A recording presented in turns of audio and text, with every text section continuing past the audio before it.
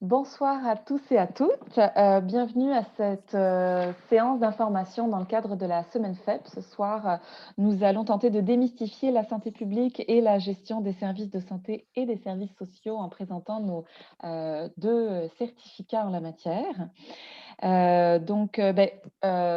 Chantal Lévesque, Mario Messier et Jacques Fortin, je vais vous proposer de vous présenter d'abord pour qu'on sache à qui on s'adresse ce soir. Donc, si je commence avec Chantal. Alors, bonsoir tout le monde. Merci d'être avec nous ce soir. Donc, je suis Chantal Levac, c'est moi qui est responsable de la gestion des certificats en santé publique, gestion des services de santé et aussi intervention psychoéducative, mais on n'en parlera pas de celui-là ce soir. Donc, j'ai des études supérieures en santé publique, précisément en organisation de services, d'où la raison pourquoi je gère les deux programmes comme tels. J'ai occupé aussi un poste de gestionnaire dans le réseau de la santé, comme occupé un poste d'agente de recherche et de planification au sein d'une organisation, d'une direction de santé publique. Donc, je vais, à mon âge, je vais laisser ça là parce qu'il y a parfois un peu de page au CV. Alors, une belle expertise. Merci Chantal. Mario, si vous voulez Oui, vous présenter. bonjour tout le monde, Mario Messier. Moi, je suis médecin de famille de formation qui, assez tôt dans ma carrière, a bifurqué vers la santé au travail, donc médecin d'entreprise, médecin du travail pendant plusieurs années. Mais autant comme médecin de famille, comme médecin de travail, j'ai fini par comprendre que ma vraie passion dans la vie, ce qui m'allumait, c'était plus la promotion de la santé plutôt que de la guérison de la maladie. C'est ce qui m'a amené en promotion de la santé en milieu de travail où j'occupe le titre de directeur scientifique avec le groupe Entreprises en santé. Et en fait, Chantal elle m'a invité ce soir pour venir effectivement mentionner que la santé publique pouvait avoir sa place en milieu de travail et vous parler de ça. Voilà. Super, bienvenue Mario. Jacques. Oui, bonsoir. Je m'appelle Jacques Fortin. J'étais, juste avant la pandémie, j'étais directeur de la qualité, évaluation, performance, éthique et Lean au CIS de la Montérégie-Centre. Donc, j'ai une carrière qui est essentiellement en gestion. Je suis infirmier de formation à la base, mais j'ai, c'est ça, gradué de l'Université de Montréal en sciences infirmières. J'ai toujours travaillé en CLSC, en gestion, en hôpital, au CHU McGill, dans l'Université de Montréal, peu importe. Et j'enseigne 2 cours dans le certificat. Parfait, bienvenue. Oui, Alors, je oui, préciserai que Mario enseigne aussi nos deux invités sont chargés de cours chargé de cours. dans l'un et l'autre des certificats. Tout à fait. Alors, bienvenue à tous les trois. Ce soir, on va parler à la fois d'intervention en santé publique et de gestion des services de santé et des services sociaux. Alors, Chantal, ma première question, ce serait quelles sont les compétences attendues d'un bon gestionnaire et celles attendues pour l'intervention en santé publique? Donc, je sais que M. Fortin en discutera un petit peu plus loin, mais grosso modo, je vais juste nommer sans trop détailler, là. Bien entendu, les compétences attendues pour occuper un poste de cadre intermédiaire, parce que c'est ce que vise le programme comme tel. On parle de leadership transformationnel, excusez, de flexibilité. On parle de compétences d'une gestion orientée vers la clientèle.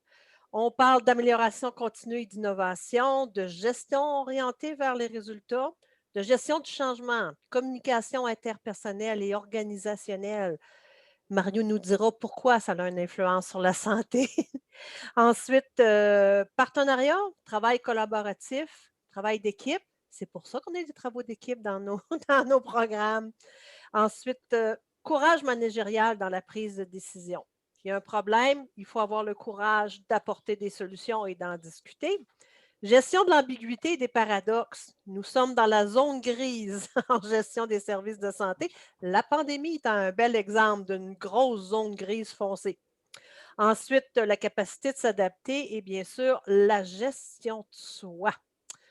C'est assez rapide et chacun des cours du certificat ont été pensés pour permettre aux étudiants d'être capables d'apprendre, de développer ces compétences. Il y a peut-être certaines compétences que vous avez déjà, que vous aurez déjà.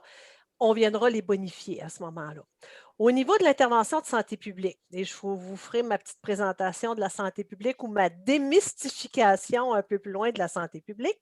On parle bien sûr de connaissance de la discipline de la santé publique et de la santé communautaire. On a longtemps mélangé les deux. On parle de rigueur scientifique. Il y a une compétence au niveau de l'évaluation, de l'analyse d'un enjeu ou d'une problématique de santé publique. Compétences en planification, mise en œuvre, évaluation, création de programmes favorables à la santé. On a aussi là du partenariat, de la collaboration et la promotion, bien entendu, de la santé publique. Diversité, inclusion et questions autochtones. Communication, leadership. Donc, il y a des compétences qui peuvent se ressembler avec la gestion des services de santé parce qu'on peut nommer aussi, il y a des compétences transversales et des compétences spécifiques aussi. Alors, la même chose que dans le cas de la gestion des services de santé, le programme a été pensé, tous les deux ont été modifiés. Santé publique, ça fait depuis à peu près 2 ans la modification. Gestion des services de santé, ça fait à peu près 6 ans et ont été modifiés pour permettre aux étudiants de développer les compétences attendues de l'un ou de l'autre. Alors, on voit que c'est des compétences très complémentaires, enfin, qu'il y en a énormément et que ça fait vraiment des profils très complets. Merci, Chantal. Jacques, vous êtes donc cadre dans le réseau de la santé. Selon vous, en fait, quels sont les avantages pour les étudiants d'avoir des enseignants dans le certificat où vous enseignez qui sont qui ont l'expérience terrain? C'est-à-dire que nos enseignants ne sont pas des professeurs, c'est vraiment des personnes qui travaillent dans le milieu. Qu'est-ce que ça apporte de plus aux étudiants? Moi, je pense que ça apporte d'abord, c'est vraiment la combinaison entre un enseignement théorique et un enseignement pratique concret. L'enseignement théorique reste évolue, mais la pratique surtout, et surtout depuis 2015, la pratique a beaucoup évolué avec la dernière grande réforme. Et dans le fond, ce qu'on demande aujourd'hui aux gestionnaires en 2021, honnêtement, a très peu à voir avec ce qu'on lui demandait en 2000-2010 et jusqu'en 2015. Nos organisations ont énormément grossi. Elles ont l'imputabilité, le degré de pouvoir que nos gestionnaires, cadres intermédiaires, cadres supérieurs ont est énormément plus grand. Et moi, je pense qu'il faut être capable dans les cours, dans un cours comme les certificats, d'aller chercher des applications très pratiques de comment on fait une entente de gestion, comment on fait une remobilisation du personnel. Ça ne peut pas être que théorique, donc ça nous prend des chargés de cours qui l'ont fait eux-mêmes, qui ont été eux-mêmes dans des situations où ils ont dû appliquer ce qu'ils enseignent aujourd'hui.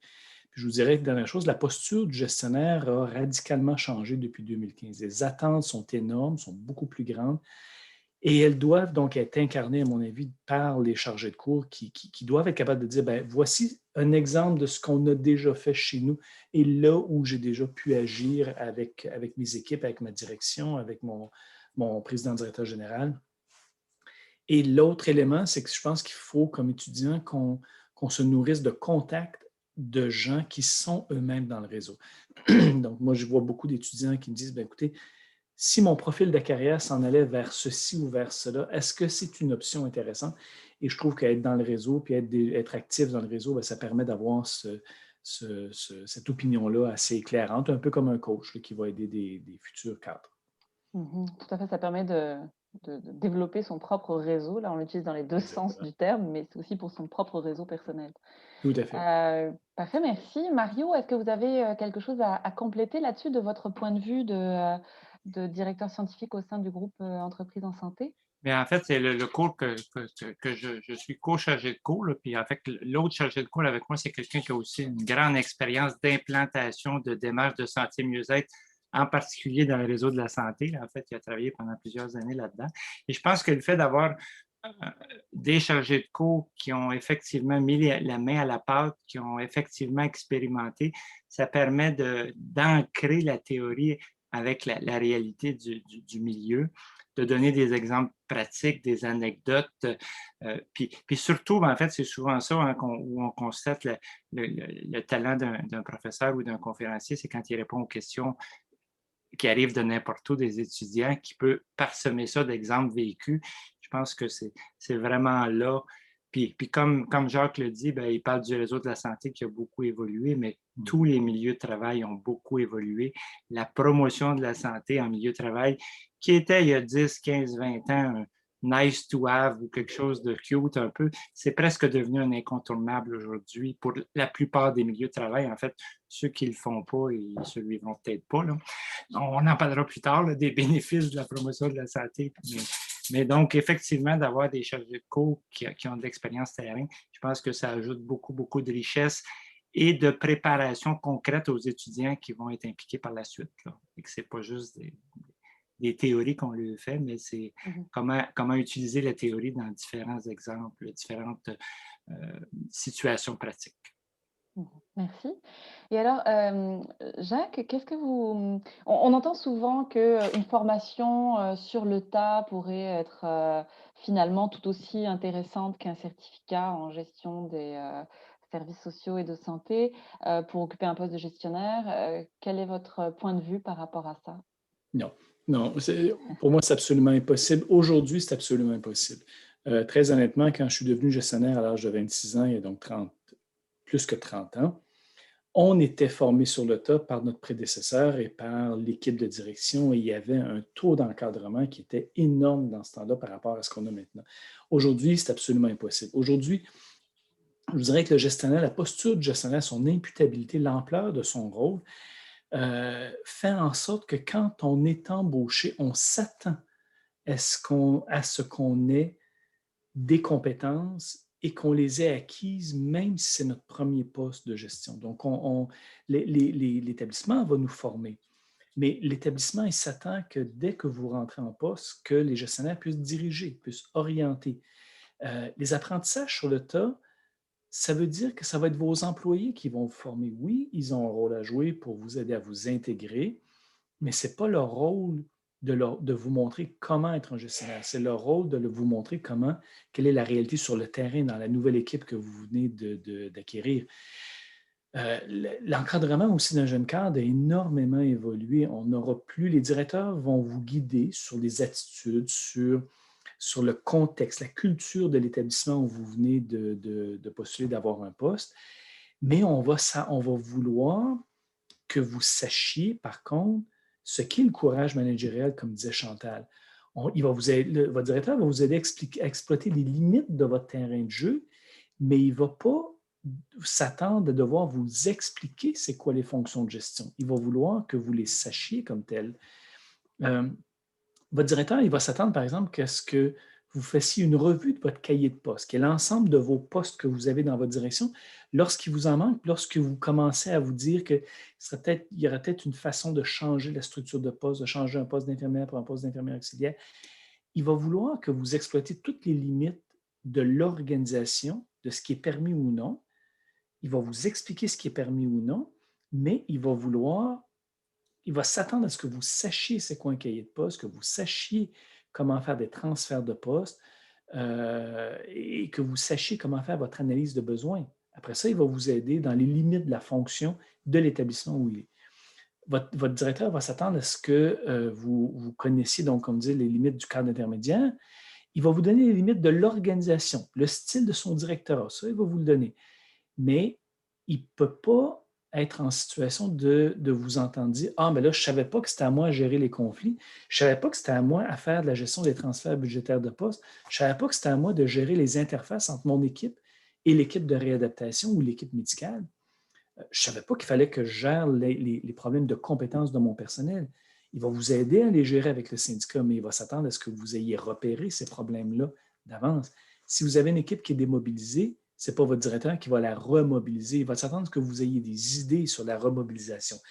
Quand vous avez un enjeu avec les relations de travail, il va être là. Mais que vous repériez cet enjeu-là, c'est à vous à le faire. Si je me permettrais une analogie, on ne donnerait jamais un cours de doigté informatique ou de Windows à une jeune infirmière. On s'attend maintenant que ça fait partie du rôle. Les infirmières doivent être capables d'aller sur l'informatique, de faire les trucs sur leur dossier électronique. On va leur montrer la spécificité du dossier électronique, mais de l'établissement, mais pas le principe même. Si vous vous appliquez en finance, on ne va pas vous donner un cours d'Excel. On va s'attendre à ce que vous sachiez Excel. On va vous montrer les limites et le contexte, la culture de votre établissement en finance. Mais si on peut voir cette analogie-là, les fonctions de base, des fois cliniques que l'on avait, ne sont absolument pas suffisantes pour occuper des fonctions de gestion aujourd'hui, demain. Si tu me permettrais très rapidement, Laura et Jacques, c'est une raison pourquoi justement dans le certificat en gestion des services de santé, on a aussi comme attente des étudiants, bien qu'on est là pour les accompagner, pour les soutenir, mais on a aussi comme attente qu'il y ait un niveau d'autonomie parce que souvent, comme on dit aux étudiants, quand il y a des conflits dans les équipes, bien, il n'a pas répondu à mon courriel, ma préparation n'est pas faite parce qu'il n'a pas répondu à mon courriel. Ce n'est pas une façon de se démarquer comme futur gestionnaire. Donc, c'est certain qu'on a comme attente qu'il y ait une posture de gestionnaire, bien qu'on l'acquiert au fur et à mesure du certificat, mais on invite les étudiants à avoir cette autonomie-là. De un, on ne choisit pas ses collaborateurs, on ne choisit pas ses partenaires, puis on ne choisit pas non plus les membres de son équipe, mais on doit avoir de l'autonomie puis le sens de l'initiative pour être capable de dire, ben oui, ma présentation est prête, chef, voilà, tac, tac, tac, et non pas, ben, je n'ai pas trouvé le rapport d'activité de l'établissement. Fait que je n'ai pas été capable de préparer. Fait que ça fait partie de ce qu'on accompagne aussi dans le certificat à développer, à avoir ces réflexes-là. Tout à fait. Merci Chantal.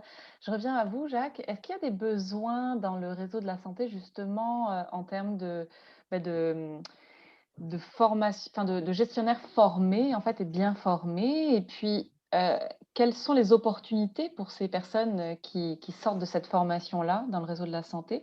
Comment est-ce qu'ils peuvent se démarquer, en fait, une fois qu'ils ont le certificat en poche? Comment est-ce qu'ils peuvent se démarquer? Oui. D'abord, le terrain est prêt. Je vous dirais qu'il y a des postes. Il va y avoir des postes. Et la voie, une des voies que Chantal a déjà pris dans sa carrière, c'est celui d'agent de planification, programmation et recherche, qui est souvent des fois un poste qui permet d'accéder à des postes cadres aussi, mais qui peut être fort intéressant. Mais le terrain est prêt. Si on regarde la pyramide d'âge, si on regarde la pyramide d'âge des directeurs et des cadres intermédiaires, il y a des postes maintenant qui, à peu près partout, qui vont aller en augmentant aussi. Comment se démarquer? Chantal a fait quelques éléments, mais je vais vous nommer quelques façons de se démarquer. Ça prend de la curiosité. Le futur gestionnaire va être curieux et va intéresser les futurs employeurs. Ça dépend de l'intérêt. Il faut démontrer de l'intérêt à ces fonctions. Il y a des compétences personnelles et émotionnelles qu'on ne peut plus ne pas avoir maintenant en 2021. Une capacité de gérer une équipe, une capacité de vouloir travailler en équipe et d'avoir eu des expériences positives de travail en équipe. Une tolérance à l'ambiguïté. On ne peut plus se permettre d'avoir des cadres qui disent, ben, je ne savais pas, vous ne me l'avez pas dit, ce n'était pas clair, fait que j'ai attendu, puis je me suis occupé à faire autre chose. Non. Une gestion de l'ambiguïté, être capable de prendre des risques. Et ça peut vouloir dire, durant nos études, de plancher sur des sujets qu'on maîtrise moins dans les travaux d'équipe pour justement s'ouvrir à d'autres réalités. Puis vous êtes mélangé à des gens qui font parfois des jobs légèrement différents des vôtres ou très différents des vôtres. Et parfois, je vois des étudiants qui disent, non, j'aime autant me retrouver avec une équipe de travailleurs sociaux parce que je travaille social, une équipe d'infirmières parce que je suis infirmière. Aller vers des gens qui ne font pas du tout la même job, ça va faire en sorte de développer la curiosité. Si vous êtes infirmière aux soins intensifs, par exemple, essayez de comprendre comment le service ambulancier, préhospitalier fonctionne. Essayez de comprendre comment les soins à domicile sont coordonnés. Essayez de comprendre comment l'éthique peut être utile pour prendre des décisions d'admettre ou non des usagers qui sont atteints de la COVID ou pour débrancher un patient. Ça va vous sortir de votre zone de confort tout en vous faisant accumuler des connaissances et une curiosité. Essayez de voir comment la médecine est hiérarchisée. Je viens de finir le cours en gestion de qualité, une portion du cours en gestion de qualité où on expliquait toute l'hiérarchie au sein du corps médical qui part du directeur de la santé publique, des services professionnels, des chefs de département, la direction régionale de médecine générale, de médecine spécialisée. Et les gens, quand ils comprennent ça, ils comprennent la complexité, puis ça devient excitant de travailler dans un milieu comme ça. Travailler en psychiatrie, essayez de comprendre comment les ressources intermédiaires en santé mentale fonctionnent. Ça vous permet d'augmenter vos connaissances dans votre domaine d'affaires, mais ça vous amène à des nouvelles tendances aussi, des fois en matière de santé communautaire. Être ouvert aux approches. quand j'entends des gens dire non, ça n'a pas d'allure, ça n'a aucun sens de s'en aller vers ça, je me dis là, on n'a pas quelqu'un qui va être assez curieux pour occuper des prochains postes. Donc, la curiosité, l'intelligence, la découverte, voir d'autres mondes, voir comment d'autres choses fonctionnent. Cette curiosité permet une meilleure interaction aussi entre les services, puis avec l'ensemble du réseau. Absolument. Merci Jacques. Mhm. Chantal, la santé publique, elle est souvent méconnue, ou en tout cas trop souvent limitée à la gestion des épidémies, hein, puisque en ce moment, on en parle un petit peu. Est-ce que tu pourrais nous éclairer sur l'ensemble des possibilités d'application des compétences d'intervention en santé publique? Tout à fait. J'ai pris du temps pour démystifier la santé publique parce que ça semble souvent plus facile à comprendre la gestion des services de santé. Donc, si on commence d'abord par rapidement définir la santé, parce que ça va aider aussi pour tout le reste, là. Donc, excusez, là. C'est la capacité physique, psychique et sociale des personnes d'agir dans leur milieu et d'accomplir les rôles qu'elles entendent assumer d'une manière acceptable pour elles et pour les groupes dont elles font partie. Si on s'adressait à des personnes autochtones, on ajouterait la capacité spirituelle aussi.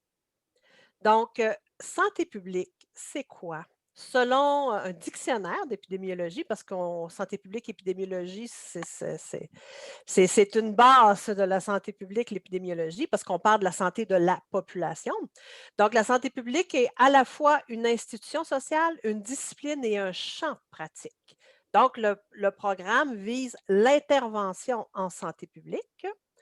On continue en disant que c'est la science et l'art de prévenir les maladies, de prolonger la vie et de promouvoir la santé par des efforts organisés, déployés par la société. Il faut des bons gestionnaires aussi pour déployer cette offre de services-là. Deux types de fonctions de santé publique. On parle de fonctions essentielles et fonctions de soutien. En rouge sont les fonctions dont on développe des habilités dans le programme. Donc, on parle de surveillance continue de l'état de santé de la population. Promotion de la santé et du mieux-être. Monsieur Messier va nous en parler en détail plus tard.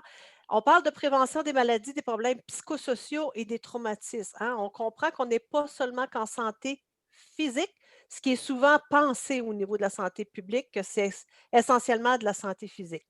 On parle de protection de la santé. Ça, je pense que la protection de la santé, ça fait 1 an qu'on entend parler avec la pandémie, hein? Donc, ça fait partie du décor. Les fonctions de soutien, et c'est souvent plus au niveau des fonctions de soutien, puis un petit peu la prévention des infections, là, qu'on définit ou qu'on restreint la définition de la santé publique. Bien sûr, en santé publique, il y a de la réglementation, de la législation, pardon, et des politiques. Recherche, innovation et bien entendu le développement, le maintien des compétences. Donc, comme Jacques disait, puis Mario ont pu nommer, ça évolue. Donc, on ne parlait pas de la promotion de la santé il y a 10, 15, 20 ans de la même manière qu'on en parle aujourd'hui. Bien qu'on sait que la Charte d'Ottawa date de plusieurs années, n'empêche que souvent, prévention, promotion, c'est les enfants pauvres du système de santé, malheureusement. Alors, sans trop aller dans les détails, le programme de santé publique permet justement d'intervenir ou de développer des programmes en promotion de la santé, en prévention des maladies et en protection de la santé par l'acquisition de compétences spécifiques. Ah, alors, Il y a au quelqu'un champ qui a d'intervention. voilà, un micro. J'ai de la compétition, je pense. Et bien sûr, on parle de bonnes pratiques, de données probantes, mais aussi de pratiques émergentes. Il y avait un médecin européen qui disait qu'il préférait mourir empiriquement, excusez, il préférait guérir empiriquement que de mourir scientifiquement. On n'aura pas le temps d'en discuter ce que ça veut dire, mais c'est pas bête des fois. Alors, santé publique est souvent, l'intervention en santé publique est souvent limitée, comme le nommait Laura, à la gestion des épidémies. De façon populaire, la compréhension populaire commune de la santé publique, c'est de la gestion d'épidémies ou c'est une pratique infirmière en santé communautaire au sein d'un CLSC, c'est de la vaccination ou du monde qui font des lois et des règlements pour nous empêcher de manger ce qu'on veut. Je caricature, mais je l'ai déjà entendu. Donc, la pratique d'intervention en santé publique, c'est beaucoup plus large. Il s'adresse à beaucoup plus de milieux de pratique. On parle bien sûr du réseau de la santé. On parle des organismes communautaires. On peut faire de la promotion de la santé ou la prévention de maladies au sein d'un organisme communautaire, milieu de travail, milieu scolaire, milieu municipal et même dans la rue. Les infections, ITSS et compagnie, les cliniques d'injection supervisées font aussi partie des pratiques de santé publique. Alors, je ne lirai pas tout ça, hein, ce qu'est l'intervention en promotion de la santé. On parle je vais rapidement, on parle d'influencer positivement les déterminants de la santé. Au niveau de la prévention, là aussi, c'est d'agir plus précocement possible afin de réduire les facteurs de risque associés aux maladies, aux problèmes psychosociaux et aux traumatismes et bien sûr des conséquences. La protection de la santé, comme je disais, le plus beau le plus bel exemple c'est la pandémie depuis, on a prévention des infections, bien sûr, mais on est aussi beaucoup dans la protection de la santé. L'intervention selon les principes de la nouvelle santé publique, on parle de salutogénèse, un beau nouveau mot. À peu près, il y a environ 30 ans, il y a un sociologue de la santé qui a proposé le terme de salutogénèse pour désigner ce qui produit la santé en contraste avec ce qui cause la maladie, la pathogénèse. Donc, la pathogénèse, on s'intéresse à l'origine de la maladie. C'est aussi dans le contexte où on parle de concept de prophylaxie, de prévention au fil du temps et c'est la pratique beaucoup plus médicale contemporaine qu'on connaît. Bien qu'il y a des avancées aussi dans ça, là, je vois Mario dire ah, on ne fait pas juste, hein? Puis tu as tout à fait raison, Mario. La tu as tout à fait raison que la médecine a fait ça. Oui, c'est ça. Elle fait pâteau. Pâteau en morceaux. Tu as juste un quart, tu as juste un. Bon. La salutogénèse, on va plus se poser des questions à savoir d'où origine la santé. Et on peut avoir une pathologie et se considérer en santé. Donc, c'est important de faire progresser justement le concept parce que c'est un pas plus loin, selon les théoriciens de la promotion de la santé, la salutogénèse serait une autre étape à la promotion de la santé. Je citerai Michel O'Neill.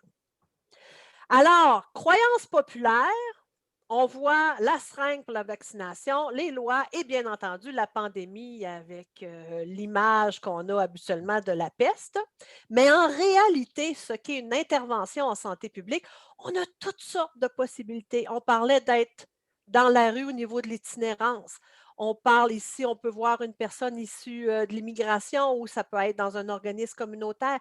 Périnatalité, petite enfance de tous les jours, on s'est préoccupé en santé publique, c'est beaucoup la base, hein, l'hygiène de l'eau, périnatalité, petite enfance, ça a été beaucoup de réduire la mortinaissance et tout ça. Fait on parle des communautés autochtones, on parle des jeunes, on parle des saines habitudes de vie, tabagisme, alimentation, activité physique, personnes âgées, et aussi la vaccination. Donc, c'est beaucoup plus large que comment on de manière la croyance populaire. Et la croyance populaire, elle n'est pas juste dans la population, elle est même dans les milieux académiques. On n'a pas encore la totale compréhension de ce qu'est une pratique de santé publique. Alors, voilà. Merci Chantal. On voit à quel point c'est vaste comme sujet et passionnant, donc merci beaucoup. Mario, est-ce que vous pouvez nous en dire un peu plus sur la promotion de la santé, peut-être nous partager aussi le bénéfice ou les bénéfices d'offrir des programmes de promotion de la santé dans le milieu de l'entreprise? Mais oui, c'est intéressant parce que comme médecin, j'ai été formé pour traiter, soigner des maladies. Puis je commence souvent en disant que quand j'ai fait ma formation, il y a de cela très, très longtemps, on va dire 40 ans, à l'époque, on expliquait la maladie, je caricature à peine, par deux choses, hein, la génétique, les mauvais gènes, puis la malchance ou la bad luck, parce qu'on ne savait pas trop d'où venaient les maladies, puis on s'imaginait qu'on n'était pas chanceux d'avoir un cancer ou un infarctus. Alors que, bon, on a compris aujourd'hui qu'il y a bien des facteurs, hein, puis en santé publique, en promotion de la santé, on s'adresse aux déterminants de la santé. Puis dans les déterminants de la santé, bien, il y a la génétique qui est on peut s'obstiner longtemps sur les chiffres, là, mais qui représentent on pense, moins de 10% de la santé d'une population comme déterminant. L'accès aux soins médicaux, peut-être 10 à 20%, là, puis on peut en parler beaucoup, mais le gros, c'est les comportements et les environnements. Faire la promotion de la santé en milieu de travail, c'est d'agir sur les comportements et sur les environnements, les déterminants. Puis dans les environnements, ce n'est pas juste l'environnement physique, l'environnement social, l'environnement organisationnel, l'environnement social, etc. Pourquoi agir en milieu de travail? Bien, parce que c'est un des milieux de vie, c'est un endroit où les gens 50% de leur temps éveillé ou presque, ils le passent. On peut créer des microcultures, on peut agir efficacement.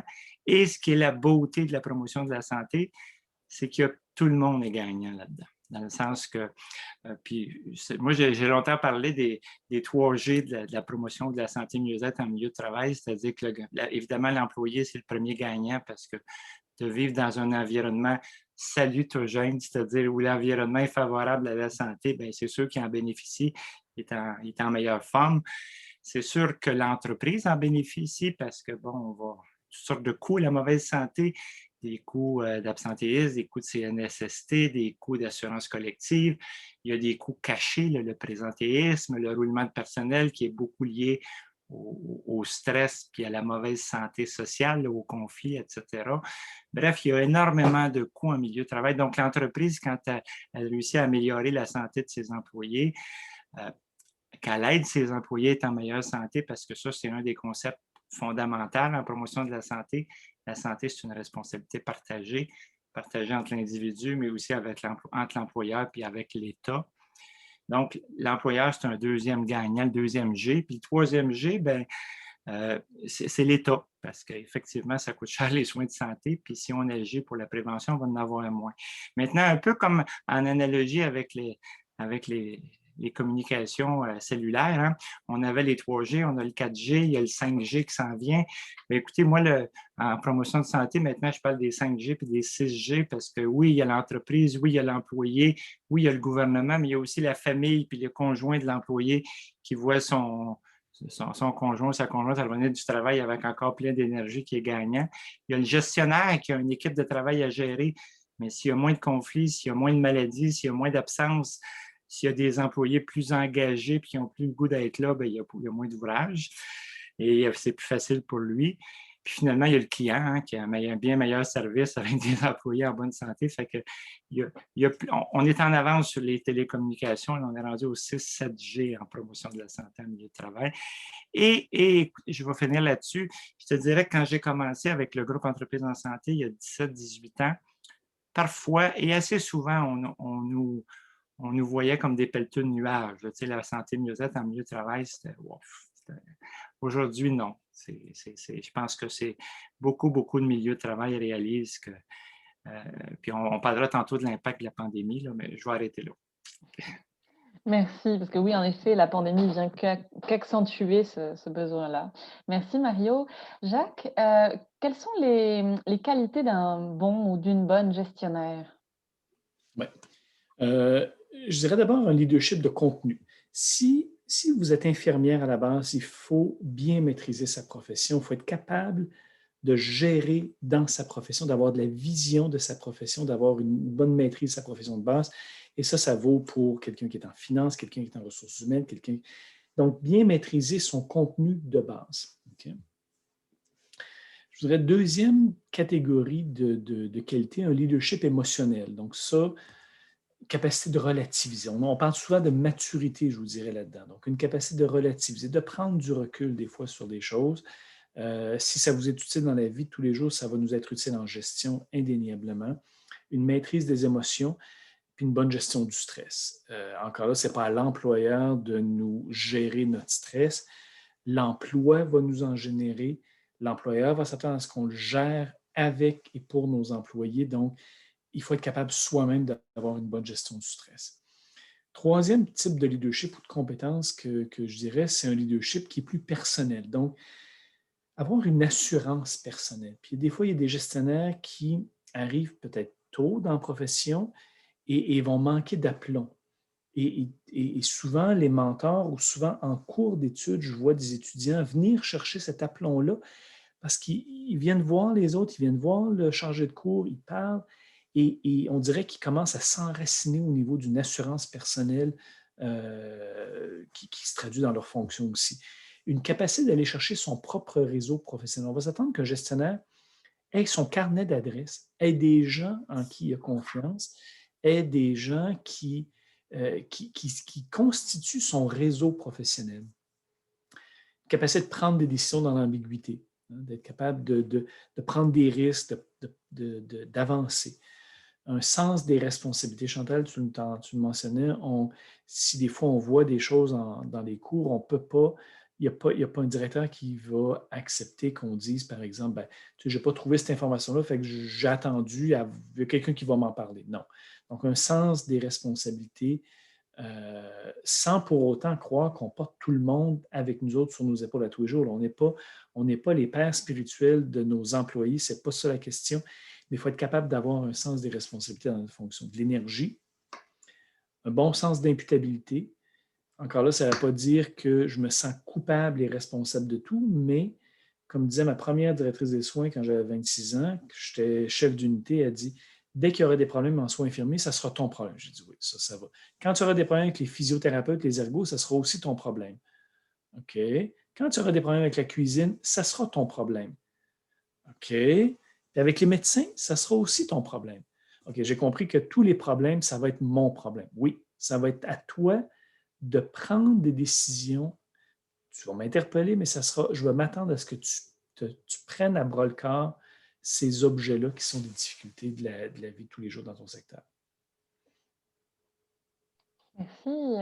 Mario, si on continue sur ce sujet-là, des styles de gestionnaires et puis des responsabilités des gestionnaires, est-ce qu'on peut penser qu'un gestionnaire et surtout son style de gestion peut avoir des effets bénéfiques ou à l'inverse des effets néfastes sur la santé de ses employés? Puis est-ce qu'on peut penser qu'il existe un leadership conscient quand on travaille dans ce milieu? Mais c'est une évidence, puis en promotion de la santé, on le voit régulièrement, en fait, que les pratiques de gestion et de là, les gens qui les appliquent, soit les gestionnaires, ont un impact majeur sur le bien-être et la santé psychologique des membres de leur équipe. J'écoutais Jacques tantôt parler de l'importance d'être préparé, être gestionnaire. Tu sais, on a vu, je ne parle pas nécessairement dans le réseau de la santé, mais on l'a vu, puis on le voit encore trop souvent, des gens qui sont nommés gestionnaires parce qu'ils sont bons dans leur métier, mais qui n'ont pas du tout été initiés à c'est quoi être un bon gestionnaire. Et ça crée beaucoup de souffrance, ça crée beaucoup de maladies, ça crée plein de problèmes, d'où l'importance d'une préparation qui n'est pas faite sur le tas parce qu'il va y avoir beaucoup de victimes et de choses démolies le long de la route d'un gestionnaire qui apprend sur le tas. Mais ceci étant dit, oui, les pratiques de gestion, écoute, on a une notion en santé, on parle des risques psychosociaux, on entend de plus en plus parler, mais la plupart des risques psychosociaux au milieu de travail, ça vient en lien avec les pratiques de gestion, tu sais, la reconnaissance, la gestion des conflits, l'autonomie décisionnelle, les communications claires. Puis, en fait, la différence en promotion de santé peut-être puis en gestion, c'est que nous, en promotion de la santé, on aime mieux parler de facteurs psychosociaux. C'est-à-dire que quand il y a une absence de reconnaissance, bien oui, c'est un risque psychosocial qui génère du stress. Puis quand il y a de la reconnaissance qui est faite de la bonne façon, ça génère de la santé, puis ça protège du stress, etc.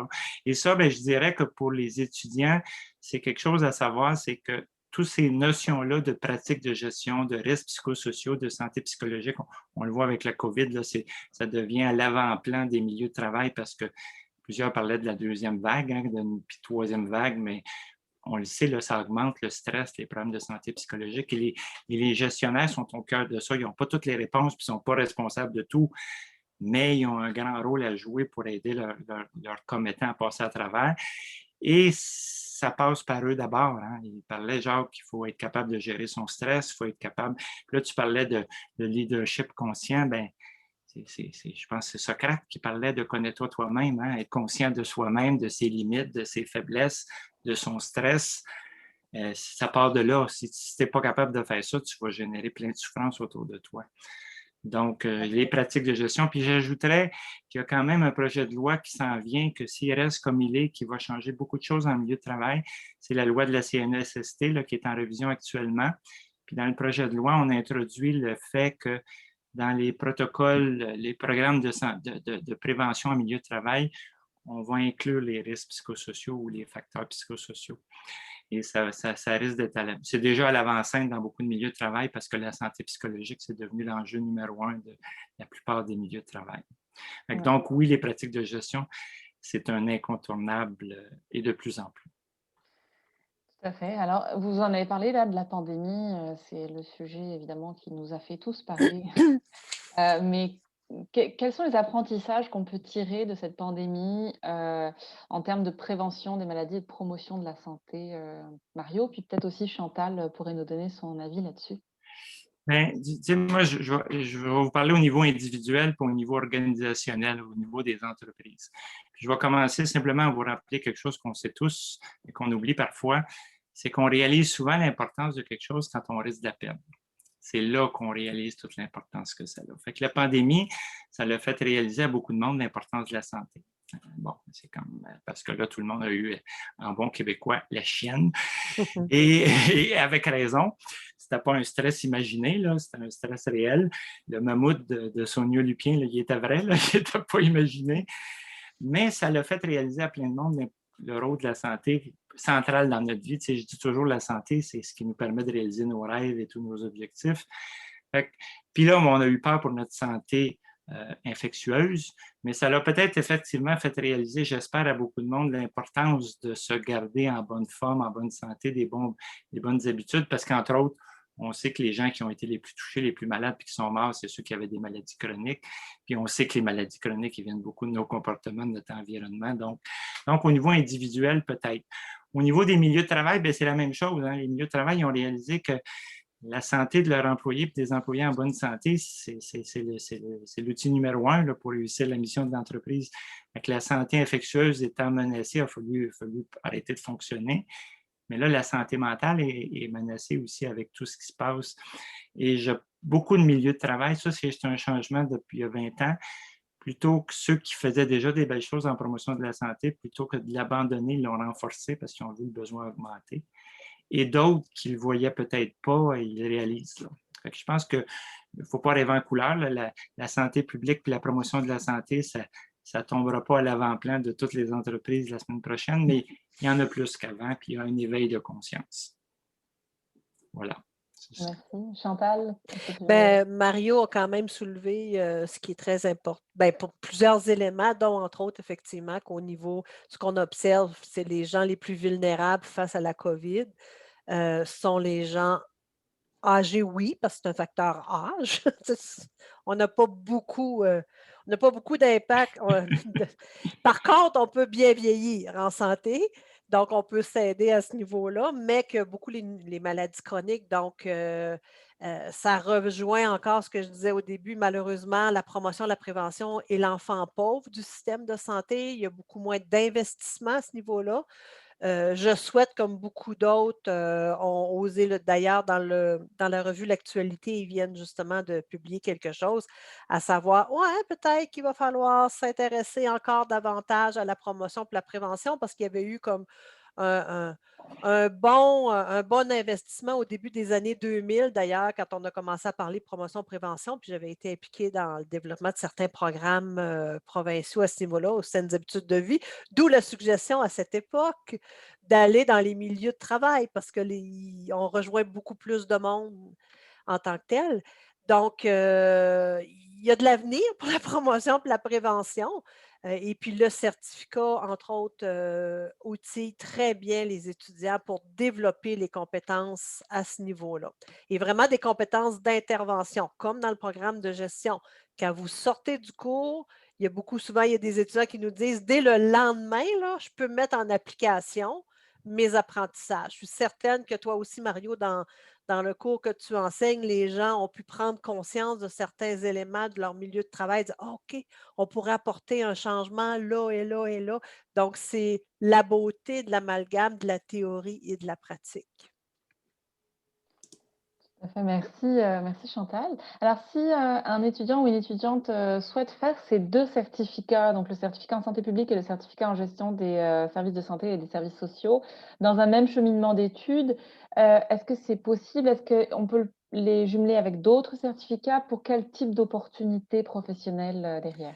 Ben, en fait, il y en a plusieurs. Bon, on ne se cachera pas que l'infirmière technicienne, qui est environ 80 des infirmières au Québec, ont une technique, donc elles viennent beaucoup à la faculté pour faire ce qu'on appelle un bac par cumul. Et dans les conventions collectives, souvent les gens pensent que c'est l'OIQ ou les universités qui décident ça. Non, c'est inclus dans les conventions, dans la convention collective. Il y a des programmes qui sont reconnus en soins infirmiers pour constituer un bac par cumul. À ce moment-là, l'infirmière elle peut accéder à des postes qui obligent le baccalauréat et occuper des postes de clinicienne. Donc, oui, il y a santé publique dans le cas des infirmières. On parle de gestion des services de santé, on parle de l'intervention en dépendance, en santé mentale. Je ne les nommerai pas tous, mais on offre, nous, beaucoup de programmes qui sont reconnus par les conventions collectives. Il y en a 2 conventions collectives pour les infirmiers et infirmières. À ma connaissance, il n'y en a que 2, hein, Jacques?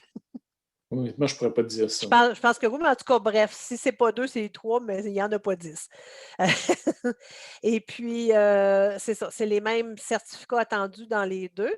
Et j'ajouterais à ça que le certificat en santé publique, quand on a modifié le programme, l'ancien programme qui s'appelait santé communautaire, qui est maintenant santé publique parce que selon maintenant la littérature, la santé communautaire fait partie de la santé publique comme telle.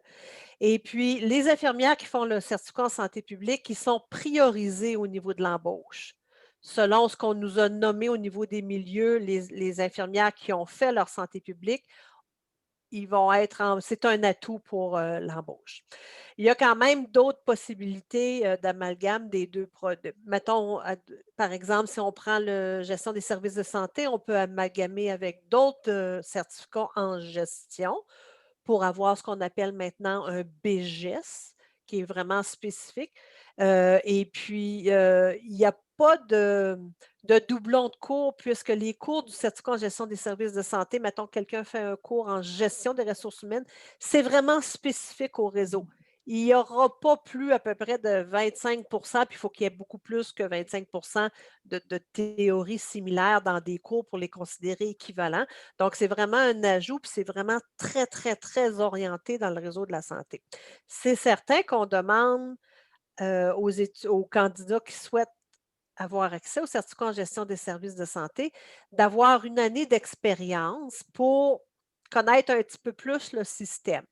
Par contre, dans certaines situations, on peut suggérer quelques cours pour pallier justement à ce manque d'expérience-là. Mais c'est bien sûr que si on ne connaît pas la bébite de ce système-là, autrement que d'aller passer des tests de sang, l'application est un petit peu plus difficile parce que souvent, on a des demandes, ben moi, j'étais médecin dans mon pays, je veux devenir gestionnaire au Canada.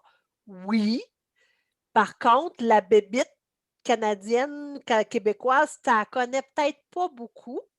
Donc, ça va être bien que tu passes par certains autres cours pour te familiariser avec la chose. Donc, ce n'est pas impossible, mais disons que ça demande quand même une certaine préparation parce que comme les cours sont très appliqués, bien c'est bien entendu, s'il y a des travaux d'équipe à faire, c'est des travaux d'équipe avec des gens qui sont en exercice dans le réseau de la santé. Donc, ça demande de connaître, ben, c'est quoi un programme, puis et tout, c'est quoi la structure du système comme tel. Donc, mais il y a plein d'autres programmes qu'on peut jumeler santé publique aussi pour aller plus au niveau de l'intervention. On peut jumeler avec la santé mentale, dépendance, parce que souvent les gens, ouais, mais c'est pas de la dépendance, c'est pas de la santé, ben, c'est de l'intervention. Oui, c'est des programmes de santé publique, la dépendance. La même chose au niveau de santé mentale. Il y a des programmes de santé publique au niveau de la santé mentale. Donc, la santé publique va donner un portrait général de l'intervention, l'état de santé physique, psychologique et selon différentes clientèles, bien sûr, les inégalités sociales, on ne peut pas faire de la santé publique ou même de d'autres programmes maintenant, là, si on ne parle pas des inégalités qui rejoignent justement les déterminants de la santé, l'approche écosystémique. Donc, ça se jumelle à n'importe quel autre programme d'intervention et avec une lunette globale. D'où l'intérêt aussi, je propose à tous les participants et les participantes qui nous écoutent de regarder, le programme de la semaine FEP et de s'inscrire à d'assister à différentes présentations. Vous allez vraiment voir le détail de ce qui est enseigné dans chacun des certificats et comme ça, vous pourrez construire votre cheminement qui sera le mieux adapté à ce que vous voulez faire, en fait, par la suite. Alors, vous avez la possibilité de poser des questions. Alors, c'est le moment d'en profiter. Là, il nous reste 8 minutes pour poser des questions. Donc soit vous levez la main, en appuyant sur le bouton «Lever la main» parce que sinon on ne vous verra pas forcément, lever la main à votre écran. Et sinon vous pouvez aussi poser des questions en les écrivant dans le chat, le fil de la discussion. Et puis le temps que tout le monde réfléchisse à sa question peut-être et la pose, Chantal, est-ce qu'il y a des prérequis pour les 2 certificats? Alors tu as parlé à un moment d'expérience qui était demandée, mais est-ce qu'il y a d'autres prérequis pour, Pour le certificat en gestion de santé publique, non, pas gestion des services de santé, services sociaux, excusez, mis à part le volet expérience, Mmh. là, c'est soit un cégep, ou ceux qui n'ont pas travaillé dans le réseau de la santé, mais qui ont un cégep, par exemple, ils finissent leur formation, en soins infirmiers ou en psychoéducation au travail social, heu, les stages viennent pallier pour le manque d'expérience et ceux et celles qui n'ont pas de DEC, qui n'ont pas d'études universitaires, vous pouvez passer dans un premier temps par un programme qui s'appelle Accès FEP. Mmh. Vous faites 4 cours. Ce programme-là vous prépare aux études universitaires et on a de très beaux succès, hein. On a des avocats qui sont passés, qui ont Mmh. commencé par le programme Accès FEP, qui ont cheminer à travers d'autres programmes, qui sont avocats aujourd'hui, qui sont travailleurs sociaux.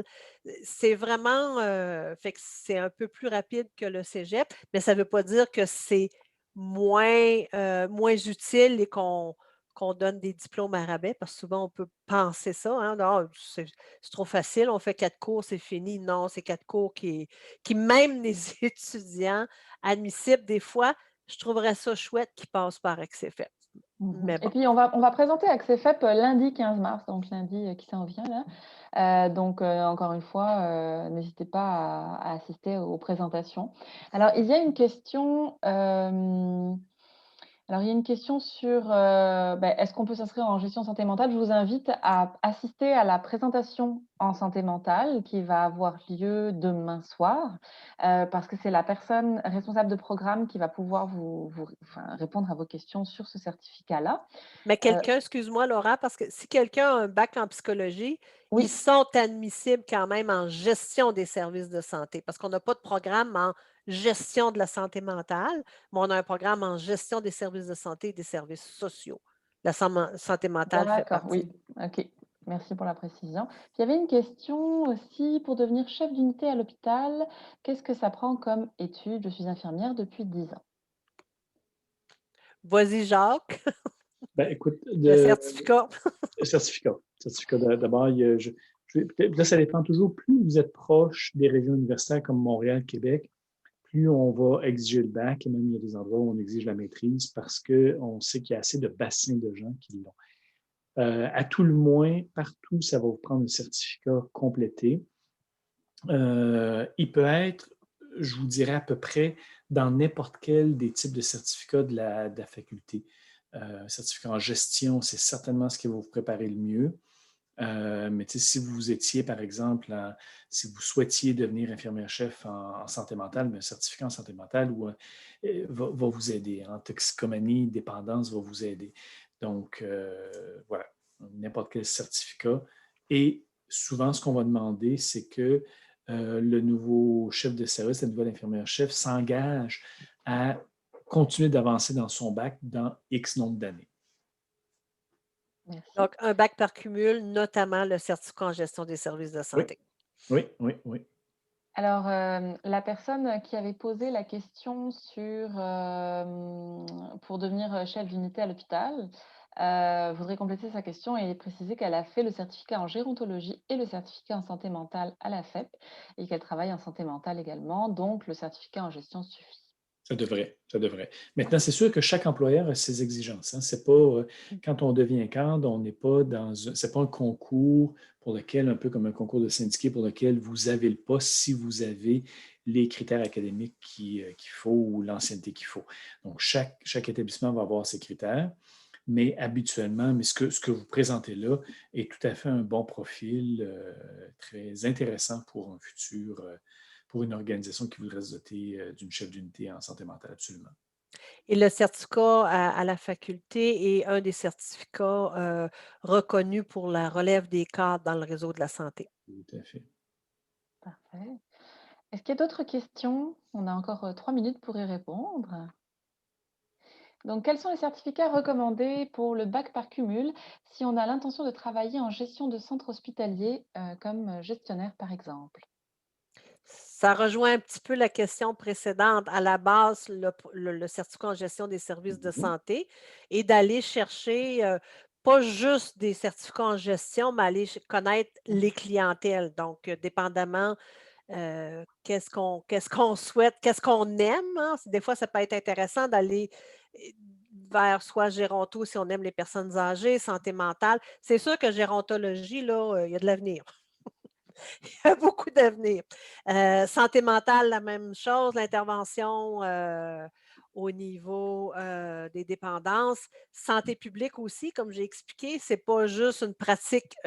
Même à l'hôpital, les infirmières de chevet, ils peuvent faire de la santé publique. Si quelqu'un, un inhalothérapeute, si quelqu'un vient pour une chirurgie, on va faire l'entretien motivationnel pour voir est-ce que la personne fume. Si elle fume, OK, il y a un problème avec l'anesthésie puis le tabagisme. Mmh. Parfait. Donc, on va travailler avec vous sur l'abandon du tabac, mais on va utiliser l'approche, l'entretien motivationnel qui est enseigné dans le certificat pour justement soutenir l'abandon du tabac ou n'importe quelle autre modification des habitudes de vie. Si je suis à l'entretien ménager, le certificat en gestion des services de santé peut aussi être utile. Si je suis à la cafétéria et que je veux avancer dans l'établissement, c'est le même certificat. Ce n'est pas un certificat pour des cliniciens, c'est un Mmh. certificat pour devenir gestionnaire dans le réseau et il y a toutes sortes de départements à gérer. Il y a pas mal de questions d'un coup, alors, Oui, comme il nous reste 1 minute, je vais les poser. Il y a une personne qui demande quelles sont les différences entre le certificat en santé publique et les programmes offerts au deuxième cycle? intéressant.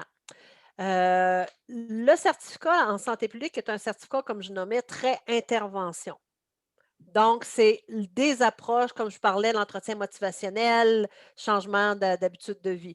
Alors qu'au deuxième cycle, pas au troisième cycle, on va être beaucoup plus dans la théorie et de développer des programmes sociétals.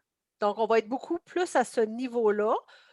Nous, au certificat, c'est plus dans l'implantation des programmes. Je me souviens à un moment donné, quand j'étais gestionnaire, on m'avait dit, ben, tu vas avoir besoin d'implanter le programme 0530. Peut-être que tu vas trouver ça peut-être difficile, tu ne le connais pas. Ben, j'avais été un des co-auteurs du programme 0530, donc ça allait bien. Donc, quand j'étais en santé publique avec mes études supérieures, j'ai contribué à développer un programme au niveau provincial. Et comme gestionnaire, ben, je l'ai implanté 10 ans plus tard. Alors Moi, dernière question oui, je Jacques, dirais c'est un vas-y. peu la différence entre appliquer au niveau du bac et créer au niveau de la maîtrise. C'est quelqu'un qui est formé à la maîtrise va créer, va bâtir quelque chose qui n'existait pas. Quelqu'un qui est formé au niveau du premier cycle va être capable d'appliquer des connaissances reconnues. Comme on va quand même au premier cycle, c'est très pertinent et très intéressant ce que tu nommes, Jacques.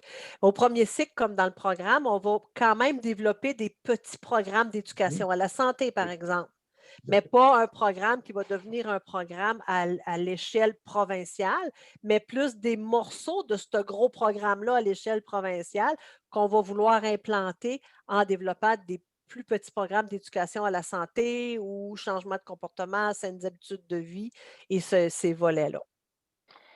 Toute dernière question. Alors, ça me fait penser, là, on a parlé de gérontologie tantôt et de son avenir certain.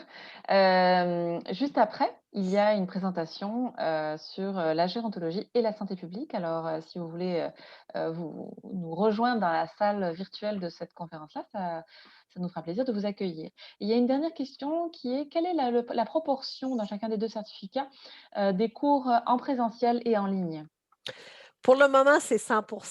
On appelle ça présentiel à distance, par contre. Ce n'est pas des cours à distance, mais c'est du présentiel à distance. Pour l'été, c'est la même chose et je travaille à voir si on ne pourrait pas augmenter l'offre, de formation à distance à partir, l'automne, ça semble quand même s'enligner assez à distance. Reste à voir par la suite et je vais faire justement un petit sondage auprès de mes étudiants et de mes chargés de cours. Et c'est très possessif, hein, mais les étudiants et les chargés de cours. Et puis pour voir, parce que la demande, elle est quand même assez importante. Chantal, Mario, Jacques, je vous remercie beaucoup. Ça a été un plaisir de vous recevoir ce soir et je pense que vous avez été assez inspirant et passionnant sur vos sujets. Donc, merci beaucoup. On vous a partagé beaucoup de liens dans le chat, donc n'hésitez pas à aller visiter le site web de la FEP pour regarder le contenu des certificats. Vous aurez les coordonnées de Chantal Lévesque qui pourra répondre à vos questions sur les certificats. Si vous avez des questions sur votre parcours personnel, la reconnaissance de vos acquis expérientiels, le programme Accès FEP, etc., joignez-vous à la présentation du 15 mars sur donc tous ces accélérateurs-là. Et puis, sinon, je vous souhaite une bonne soirée et peut-être à bientôt à la fête. Bonjour tout le Parfait. monde. Au revoir. Bonne Au revoir. soirée.